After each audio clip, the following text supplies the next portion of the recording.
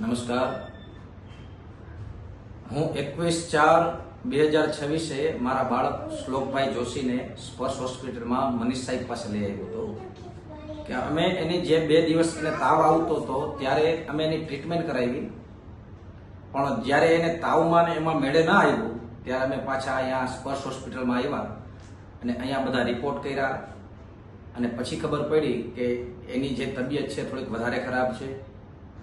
સાહેબ સાથે વાતચીત કરી અને એડમિટ કર્યો અને સાહેબે અમને બધું જ કીધું હતું કે જો આની તબિયત થોડીક વધારે ખરાબ છે, તમારે રાજકોટ જવું હોય તો આપ જઈ શકો છો. પણ મારો બાળક જ્યારથી જન્મ્યો ત્યારથી અમે આ જ હોસ્પિટલમાં બતાવીએ છીએ.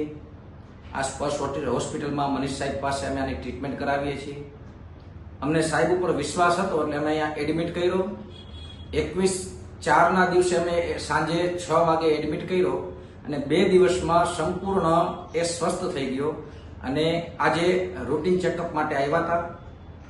એના શરીરમાં જ્યારે ટ્રીટમેન્ટ 2 દિવસ તાવ આવ્યો ત્યારે એને એલર્જી કે રિએક્શન થયું હતું કે જેના કારણે એની તબિયત વધારે ખરાબ થઈ ગઈ.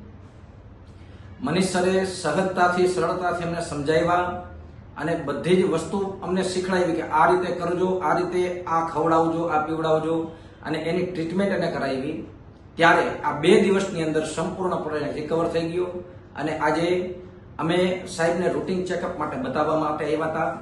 એટલે કદાચ જો હું આમાં આ હોસ્પિટલને રેન્ક આપવા માંગુ તો હું 10માંથી 10 આપી શકું, કારણ કે જ્યારથી મારો બાળક જન્મ્યો ત્યારથી લઈને આજે 10-11 વર્ષનો થયો ત્યારથી રેગ્યુલર અમે અહીંયા બતાવીએ છીએ.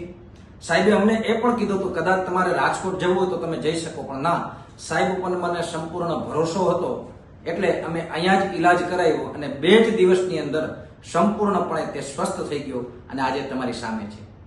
નમસ્કાર.